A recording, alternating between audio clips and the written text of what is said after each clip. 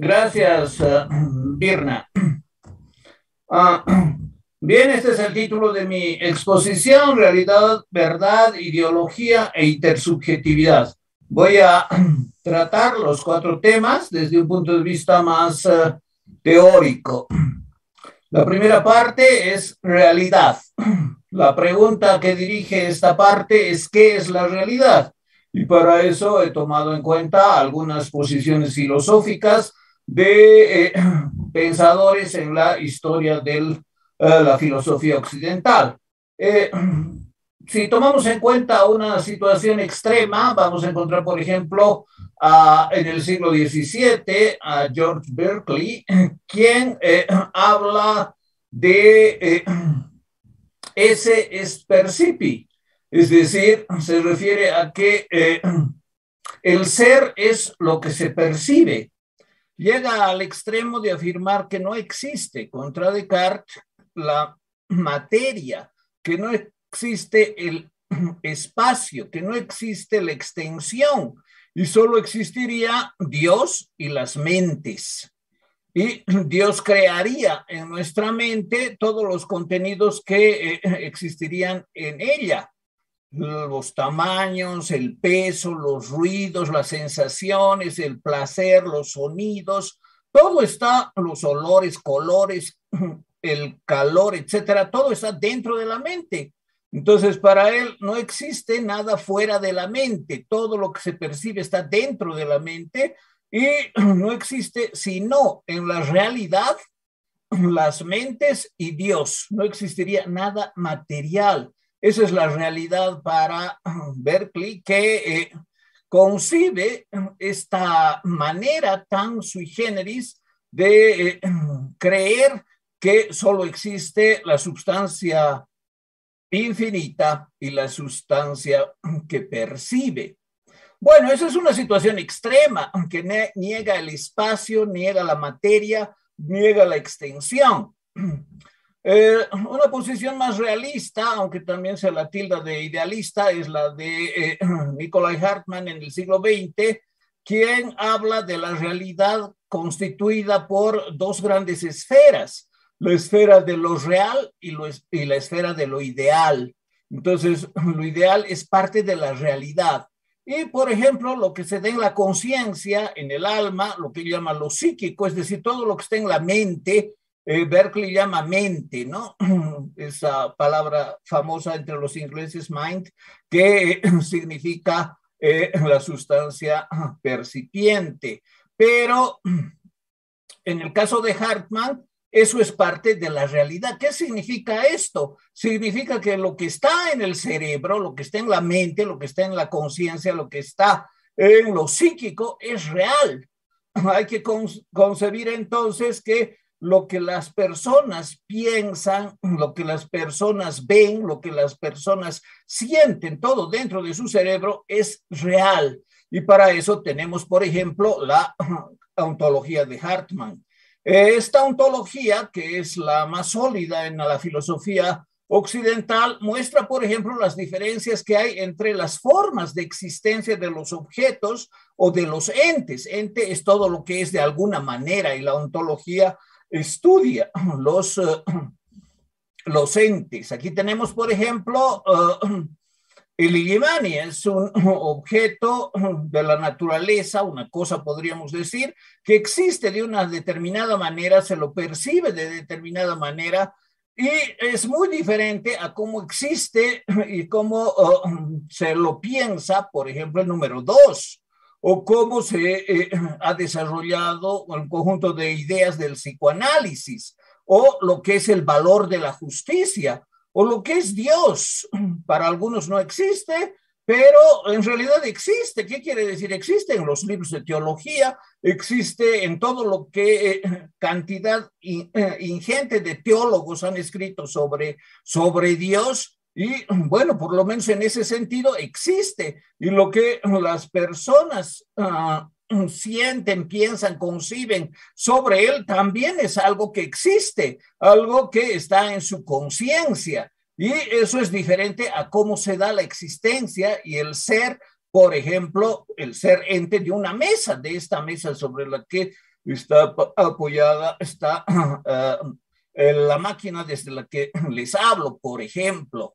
Ahora, con un objeto de la imaginación, sirena, por ejemplo, se puede pensar muchos contenidos. Normalmente ustedes seguramente al escuchar esa palabra piensan en la sirenita o en un ser, un ente imaginario como es el que está aquí abajo, no sé si se verá el cursor, pero una mujer muy hermosa con la mitad del cuerpo pez, de pez. Sin embargo, en la literatura de Homero, Sirena era un buitre con la cabeza de mujer, es decir, algo totalmente diferente. Entonces, las representaciones sociales, lo que las personas piensan, se imaginan a partir de ciertos estímulos y de cierto desarrollo, es muy diferente de acuerdo a la cultura, la época y también de acuerdo a los objetos. La Revolución Francesa, por ejemplo, es un proceso largo que ha existido en la realidad como un proceso histórico. Y también es un proceso, un eclipse, pero el eclipse es un proceso natural y la Revolución Francesa un proceso social histórico. Y el valor de la justicia, por ejemplo, está al mismo nivel que los demás valores, por ejemplo, la belleza, la verdad, etcétera. Y estos valores tienen una manera totalmente diferente de existir que, por ejemplo, la imagen de una mesa o lo que se piensa al escuchar la palabra Yahvé, que está escrita aquí en hebreo y que se entiende como Dios. Entonces, la realidad tiene múltiples formas de presentarse, de ser concebida en la conciencia, de formarse imágenes en la conciencia. Cuando varios influencers dicen no hagan simulacros de cómo reaccionaríamos frente a un terremoto, eso dijo José Ron, por ejemplo, y otras. Hay una que, Bárbara de Reguil, que tiene 8,5 millones de personas que la siguen, y dicen estos influencers, no hagan esos simulacros porque estamos atrayendo que haya otro terremoto como hubo en 1985, 2017 y ahora 2022, el mismo día. Entonces estamos contribuyendo a que haya otra vez el terremoto. Están generando una representación social.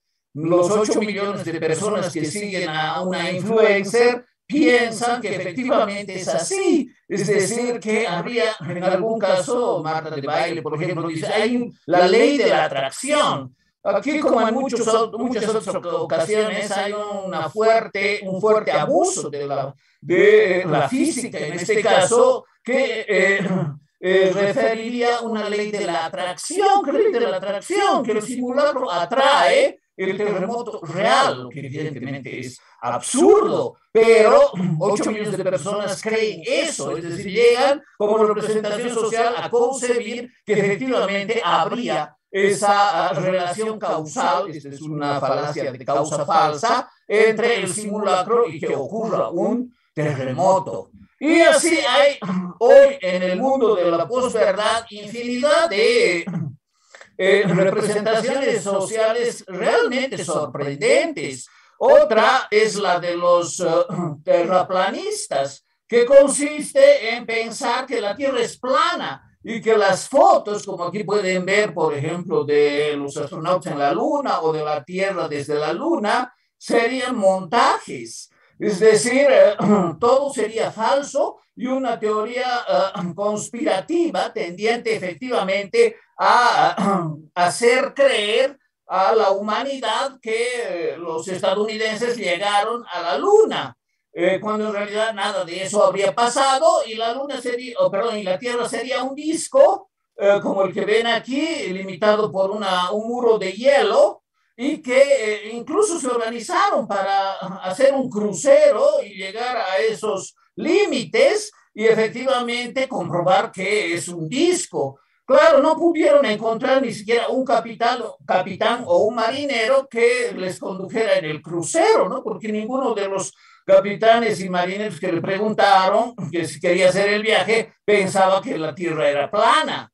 Y lo grave de esto es que no se trata de unas cuantas personas desubicadas, ¿no? Sino, fíjense, según una empresa y un trabajo bastante bien hecho, un tercio de los millennials estadounidenses, es decir, de los que tienen de 18 a 24 años, cree que la Tierra es plana. No estamos hablando de una cantidad ínfima, sino de una cantidad enorme de gente que tiene estas actitudes antiintelectualistas y fe ciega en estas creencias y esta fe ciega en las teorías conspirativas que al parecer tienen múltiples expresiones. Otra representación social, ¿no? De un grupo de terraplanistas que además tienen diferentes expresiones.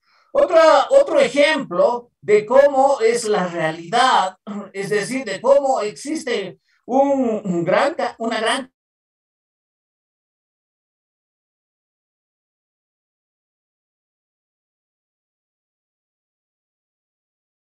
la guerra actual, ¿no?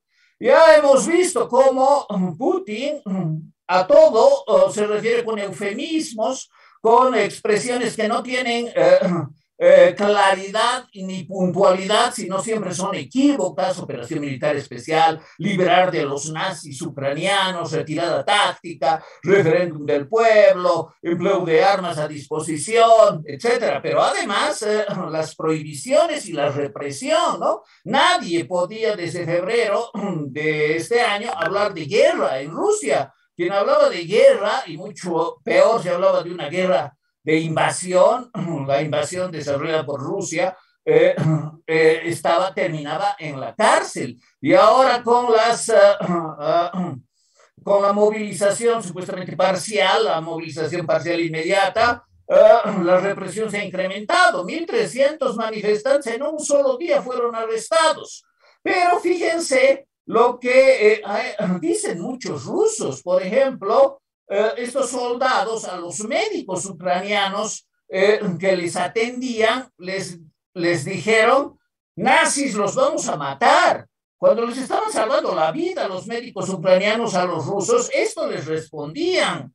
Cuando este ruso dice: sí, yo voy a apoyar, apoyo a Putin porque eso hacemos los hombres de verdad. Fíjense las expresiones, las representaciones sociales que tienen algunos rusos sobre lo que significa la guerra, sobre lo que significa apoyar a Putin. Es decir, él es un hombre de verdad y nosotros valientes no somos como esos cobardes que se escapan, que se van, que se esconden. Lo vamos a apoyar y vamos a ir y vamos a pelear. Esas son también representaciones sociales, fíjense. ¿Qué representaciones sociales tenían los rusos, los soldados rusos, como la foto de este checheno, por ejemplo, que han violado niños, han atado a los prisioneros y les han disparado, les han cortado la garganta, los han torturado, como si fuese parte natural de su trabajo,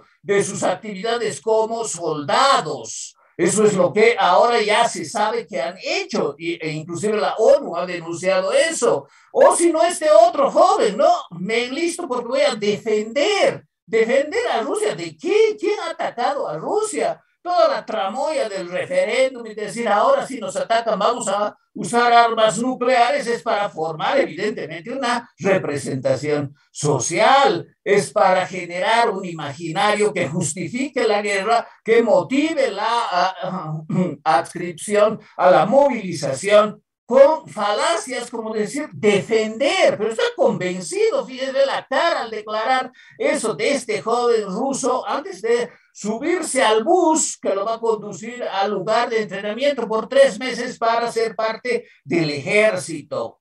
Y claro, ¿cómo funciona esto? ¿Cómo Putin ha podido generar un imaginario social con estas características de soldados que transgredan el orden internacional, de personas que crean que él es un hombre, y claro, todos los demás que serán, ¿no? O si no, que hay que defender a la madre patria. ¿Cómo ha podido crear este señor semejante representaciones sociales, lo ha hecho gracias a la represión, al miedo y a las mentiras. Y claro, también gracias a cierta ideología, a cierta filosofía, como puede ser la de Alexander Dugin, cuya hija murió en un atentado hace algún tiempo, que tiene un pensamiento de lo más extremo.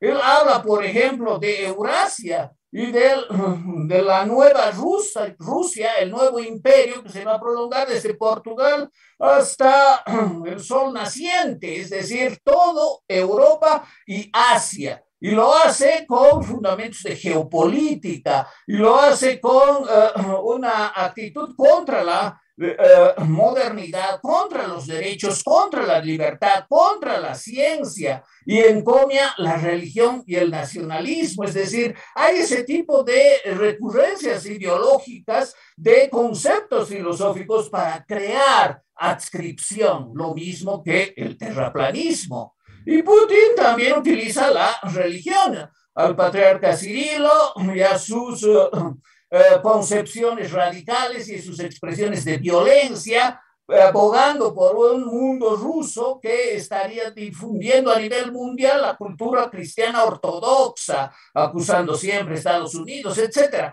Entonces, fíjense, este tipo de propaganda es la que efectivamente permite crear representaciones sociales llenas de mentiras, llenas de tergiversaciones de la realidad, como por ejemplo eso de que hay que liberar a los ucranianos de los que viven en las zonas limítrofes de esos grupos nazis, o que están impidiendo que se hable el ruso en estos lugares. Mentira tras mentira. Esa fue la ofensiva rusa, además de las prohibiciones. Nadie puede hablar de guerra. Sin embargo, no faltan felizmente personas valientes que denuncian esto, son reprimidas de la peor forma. Y a veces son extranjeros, como son, por ejemplo, los periodistas. Hoy es el tiempo de la posverdad y cualquiera dice cualquier cosa y va a tener una cantidad enorme de seguidores que van a respaldar cualquier estupidez que diga.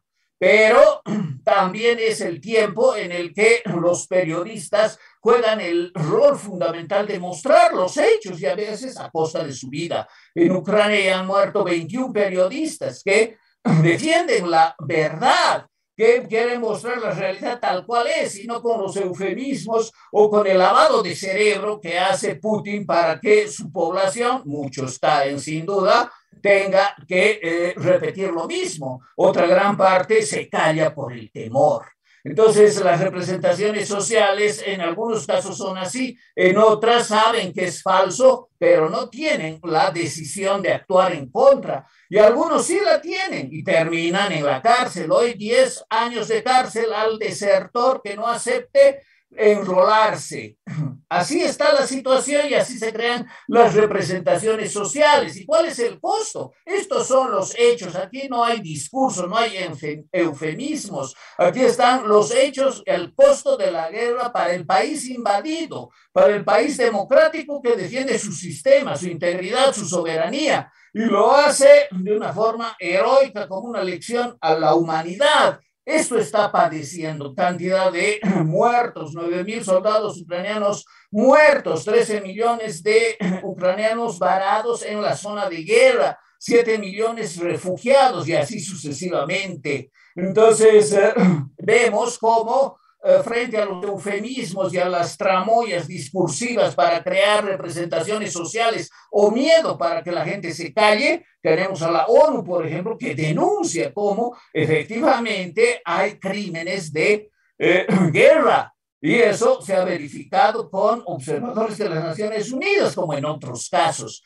Entonces, acá las mentiras de la represión ya no sirve y se descubre que no hay nada que defender. Ese pobre joven que tiene la idea de que está yendo a defender a su patria es nomás una expresión de la manipulación y el lavado de cerebro de Putin y sus secuaces. Mientras que personas independientes, instituciones como la ONU y la Comisión, establece que sí hubo y que hay que sancionar. Por eso una pancarta decía: Putin te espera la Haya.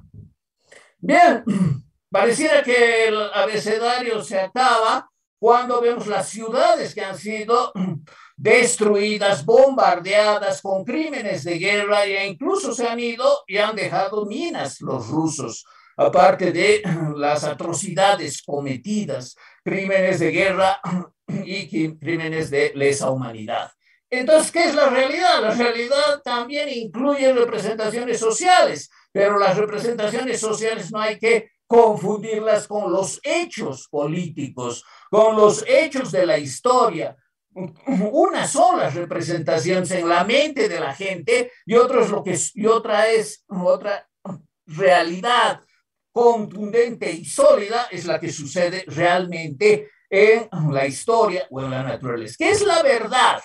Los filósofos también han discutido mucho y podemos considerar, por ejemplo, a Kant, que dice, bueno, lo que uno pronuncia en la ciencia y en la filosofía, en realidad no se sabe, no se tiene certeza de que lo que uno está diciendo corresponde con la cosa que está fuera de la conciencia. A esa cosa que está fuera de la conciencia la llaman noúmeno o cosa en sí, y consiste en algo que en realidad no se percibe tal cual, porque el fenómeno, lo que está en la conciencia es diferente al noúmeno, lo que está en sí fuera de la conciencia. Y eso ha motivado, por ejemplo, los marxistas lo llamen agnóstico. Claro, Kant es agnóstico porque nunca se sabe que lo que el sujeto dice corresponde con lo que está fuera de su conciencia, porque nadie conoce lo que está fuera de su conciencia. Esta es una pauta muy importante que ha dado lugar a la modernidad y a concebir que lo que está en la conciencia es sobre lo que uno trabaja. Ahora, la pregunta es, ¿eso realmente coincidirá con la realidad? La concepción de Karl Popper sobre los tres mundos permite aclarar este problema, porque él habla del mundo uno, lo que pasa en la realidad física también, obviamente en los procesos históricos. Una cosa es lo que pasa en la naturaleza, en la sociedad, en la historia, y otro es el mundo en que tenemos representaciones sociales, contenidos, teorías, o lo que él llama estados psíquicos de la conciencia. Y otro mundo es el conjunto de teorías y argumentaciones científicas, es decir, se basan las argumentaciones y las teorías con lo que ve el científico, con lo que ve el cientista social, y a partir de eso desarrolla teorías explicativas que dicen que pasaría en el mundo 1, gracias a lo que veo en el mundo 2, puedo construir en el mundo 3 las argumentaciones teóricas que dan lugar a que entienda cómo y por qué suceden las cosas. Entonces son tres mundos diferentes y eso ha dado lugar, por ejemplo, a la teoría semántica de la verdad. Estamos tratando el tema de la verdad, que en este caso nos remite a Alfred Tarski, que señala la verdad es siempre algo que se debe aplicar a los enunciados. Decir la realidad verdadera es un absurdo, no tiene sentido. La verdad solo se aplica a lo que alguien dice de los objetos que conoce. Y si lo que dice sobre el objeto que conoce coincide con el objeto que conoce, entonces lo que dice es verdadero. Entonces la característica de ser verdadero es aplicable solo a los enunciados. Ahora, si un científico ve las cosas como son y es sincero entre lo que ve y lo que dice, entonces lo que va a decir es verdadero. Entonces hay dos condiciones para enunciar juicios verdaderos. Que la imagen sea objetiva, esto significa que corresponda con el objeto fuera de la conciencia.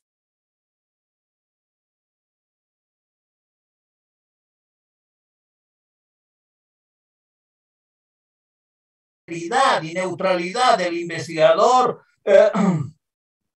al señalar que efectivamente lo que ve es esto. Entonces, lo que escribe, lo que dice, corresponde con lo que ve. Lo que elabora como mundo 3, como teoría, como argumentación, corresponde con el mundo 2, que es lo que ve.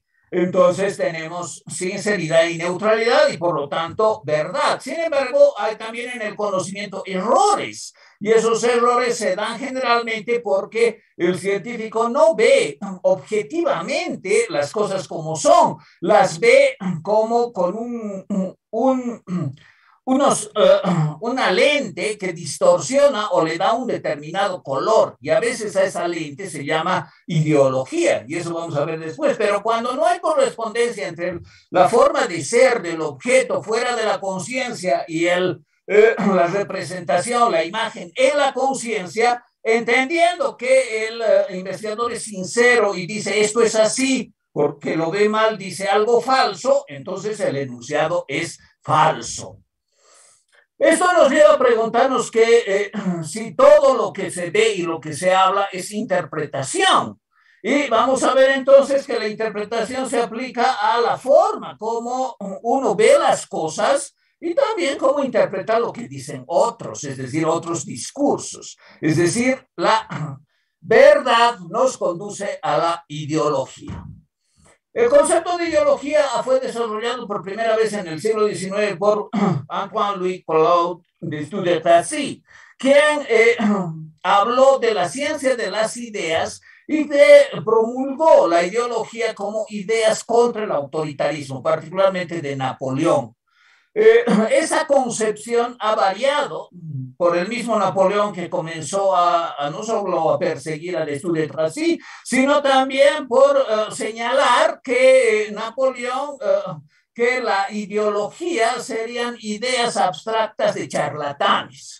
Marx ha repetido un poco esta idea de Napoleón diciendo que la ideología es un conjunto de ideas falsas que responden a una conciencia falsa que se dan en la sociedad para que un grupo domine a otro y para que el grupo dominante adquiera cohesión y particularmente no son verdaderas y carecerían de cualquier fundamento empírico que las mostraría a esas ideas, las ideas que son parte de la llamada ideología, como posiblemente verdaderas. Todas son falsas. Y quien descubre la ideología es obviamente el conocimiento marxista, es obviamente el saber científico. Al que se contrapone a la ideología la ciencia, y la ciencia en ciencias sociales, según los marxistas, es obviamente el marxismo. Bueno, entonces, ¿qué es la ideología? Marx completa su discurso con el criterio muy conveniente de la praxis, ¿no? Como criterio de verdad, que consiste en decir, bueno, no importa cómo veamos el asunto, las cosas, el asunto es qué hacemos al transformarlas. Y si las transformamos y logramos hacer de un objeto lo que queríamos hacer al principio, entonces lo que pensábamos que era es correcto. Si no podemos transformar el objeto a lo que queríamos, entonces nuestra concepción y nuestro conocimiento del objeto era errado. Entonces, claro, con este criterio de la praxis todo se justifica. Nosotros los revolucionarios hemos hecho la revolución que es verdadera porque hemos logrado transformar una sociedad zarista, por ejemplo, a una sociedad que revolucionaria con las características, por ejemplo, de la URSS stalinista. Bueno, entonces esto justifica la posibilidad de que en realidad no interesa que conozcamos o no, lo que interesa es que transformemos lo que queremos transformar y después eso justifica que lo que conocíamos o creíamos conocer era correcto. Si no, quiere decir que no conocíamos algo correctamente. Ese es el criterio de la praxis. Y finalmente aparece, claro, la ideología, como estos estas lentes que dan lugar a que las personas frente a un mismo objeto lo vean con un color diferente cada vez. Cada vez que se aproximan a ese objeto, lo ven de una manera diferente porque cada una tiene su propia ideología, su propia manera de percibir al objeto, de concebirlo y de elaborar argumentaciones y teorías sobre el objeto. Y claro, suponer que esas elaboraciones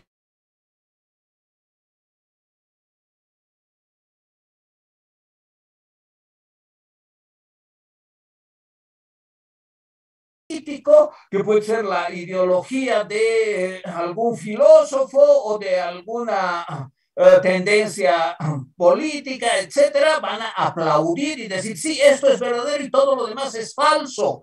Entonces, la ideología son esos anteojos con los que muy convenientemente se ve de algún color y de alguna manera los mismos objetos y todos los demás discursos son falsos. ¿Y quiénes aplauden la ideología? La tribu, que como he dicho puede tener diferentes características. Y claro, ese es conocimiento objetivo, ese es conocimiento neutral, es conocimiento verdadero. ¿Para quién? Para la tribu. ¿Para quién? Para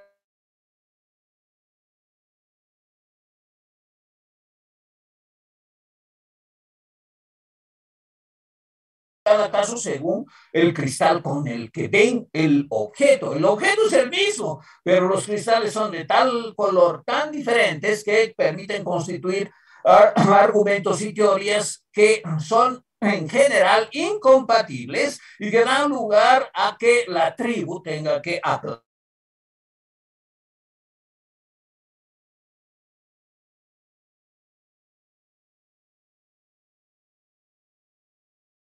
dialéctica ontológica de Hegel es verdadera y explica la totalidad, al margen de las críticas que haya hecho, por ejemplo, Karpov hizo excelentes críticas a esta dialéctica ontológica de Hegel, pero los seguidores se convierten en epígonos ideológicos, en este caso de un sistema filosófico. En el caso de Marx es igual, pero más que de un sistema filosófico, de una ideología política.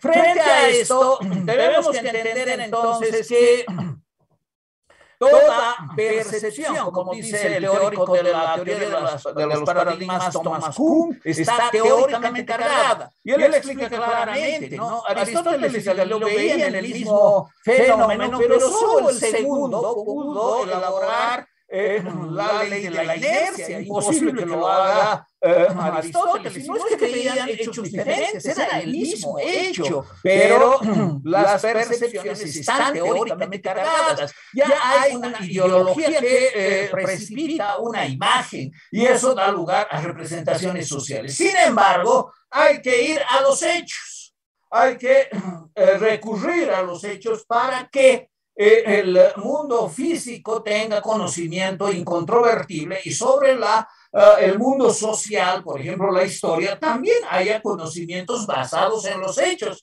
que no sea propaganda, que no sean mentiras, que no sean eufemismos. Entonces, los hechos son los que permiten efectivamente desarrollar tanto el conocimiento físico referido a la naturaleza como el conocimiento social, en primer lugar, la historia. Eso nos lleva a la intersubjetividad, que es lo último que estoy exponiendo. En el campo de la física, para lograr intersubjetividad, ¿qué significa eso? Sí, nosotros los físicos estamos de acuerdo en esto. ¿Están de acuerdo los físicos en la física clásica, en las concepciones de Newton? No. Entre los físicos es muy importante, por ejemplo, los experimentos mentales. Y el experimento de las dos cubetas, así se llaman, de Newton, daba lugar a que él argumente su posición de que, uno, el espacio es absoluto, dos, el tiempo es absoluto, tres, el movimiento es absoluto. Y esos son los grandes pilares de la física newtoniana, que por lo demás, por ejemplo, el marxismo asumió plenamente, ¿no? De una manera totalmente ingenua. Habló de un materialismo en el que el tiempo y el espacio, por ejemplo, eran categorías existentes eternamente, inmóviles y absolutas. Sin embargo, entre los físicos con otros experimentos mentales, esto de los experimentos mentales es sumamente interesante porque son hipótesis de lo que sería, por ejemplo, esto de las dos cubetas. Y Ernest Mach, a quien Lenin lo hizo realmente, lo destrozó en su libro Materialismo y Empiriocriticismo, y que Einstein admiraba mucho, Mach llegó a afirmar que todo es relativo, que el espacio es relativo, que el tiempo es relativo.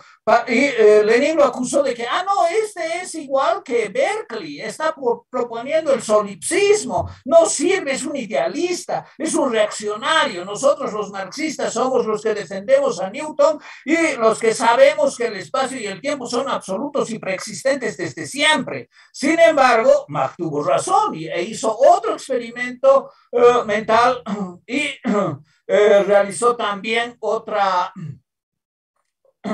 réplica al experimento 2 de Newton, que es el experimento de las dos esferas unidas por un muelle. Y él mostró que efectivamente, con su experimento mental, así se llama en física, el movimiento es relativo. El movimiento absoluto no existe, supuestos de la física newtoniana. Y con base en el desarrollo de Mach, Albert Einstein pudo también con otros experimentos mentales mostrar que efectivamente todo es, esos tres pilares son relativos y lo único absoluto es la velocidad de la luz y que el tiempo se dilata y el espacio se expande. Conceptos sumamente interesantes que solo con un conocimiento básico de física se puede de alguna manera comprender, pero que son totalmente antiintuitivos. Es decir, lo que uno intuitivamente puede suponer está contradicho por la teoría especial de la relatividad.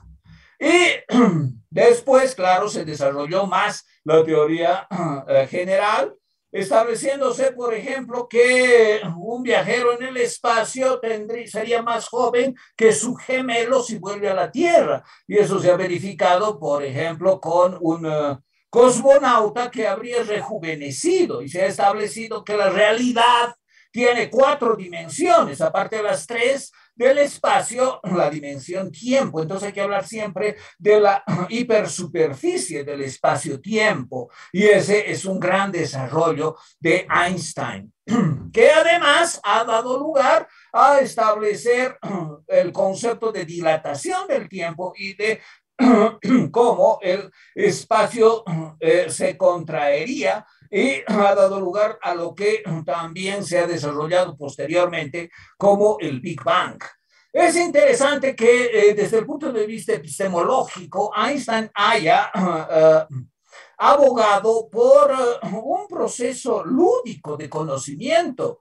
No hay que estar cerrado, hay que hacer del conocimiento como un juego y estamos hablando de la ciencia más dura, teórica, que posteriormente fue comprobada. O sea, los postulados de Einstein nunca él los comprobó, pero pensaba que en algún momento podía suceder y sucedió. Varios postulados sucedieron, entonces sucedieron en el sentido de que hubo la comprobación y eso hace de que esa parte de la física no esté sujeta a rechazo, a interpretaciones antojadizas, eso ya está comprobado. Sin embargo, para lograr ese conocimiento es necesaria una actitud lúdica, una comprensión inteligible y al final una consumación lógica.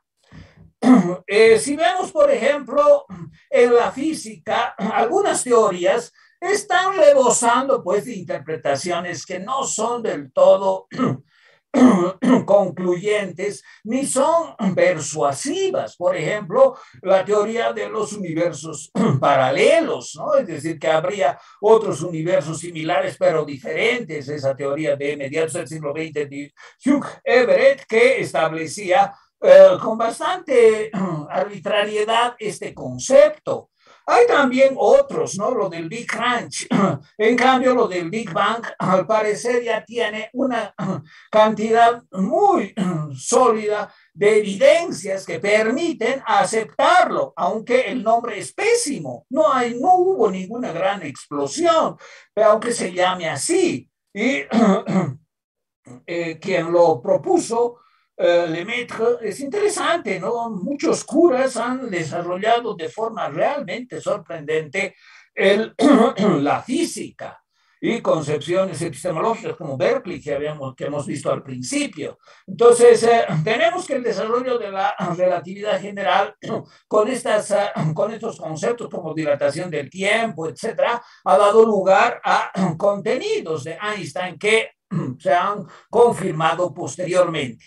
Paralelamente, Einstein no aceptaba la física cuántica, era más reticente a aceptar un sistema probabilístico como fundamental concepción de la realidad del universo. Él decía, Dios no juega a los dados, como hemos visto hace un momento, ¿no? Y hay que dimensionar a qué se aplica la física cuántica. Es al mundo microscópico, es la preeminencia de la probabilidad y es como la medición da lugar a la duplicidad del comportamiento del nivel subatómico. Por ejemplo, el gato de Schrödinger es muy interesante tener en cuenta en este caso. Y finalmente, la mecánica cuántica ha dado lugar a elaboraciones, discusiones filosóficas, a una innumerable cantidad de aplicaciones y a una aceptación de lo que es verdad en física.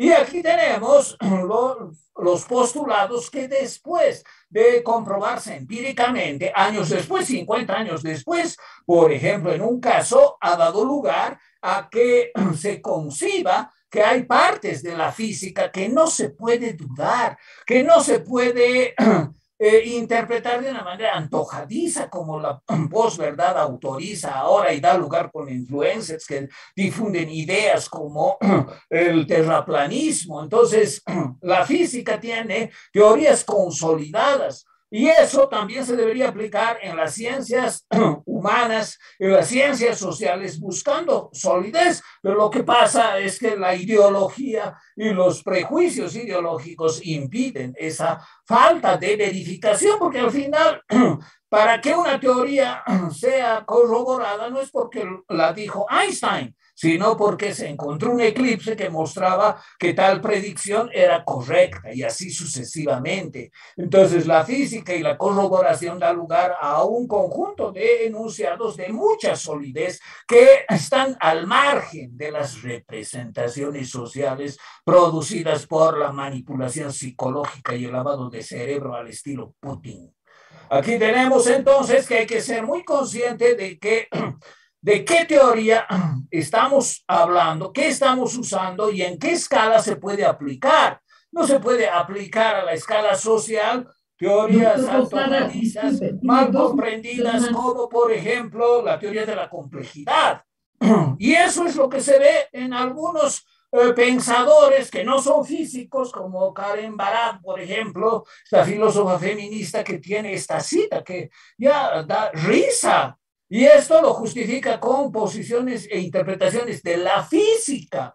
O Egan Morin, que son todos arbitrarios. Fíjense el título del libro de esta autora que ha publicado en una universidad que Mario y yo conocemos, trabajamos ahí, Duke University, que también fue el escenario del escándalo Sokal, que echa por tierra todas las pretensiones de la indexación y el doble ciego y todos esos mecanismos para ganar dinero. Entonces hay estas interpretaciones que en realidad no valen nada. Lo que escribe aquí esta señora podría escribirlo, pero que no haga que eso se base en la física. Ese es realmente un abuso aprovechando la ignorancia del auditorio. Gracias, buenas noches.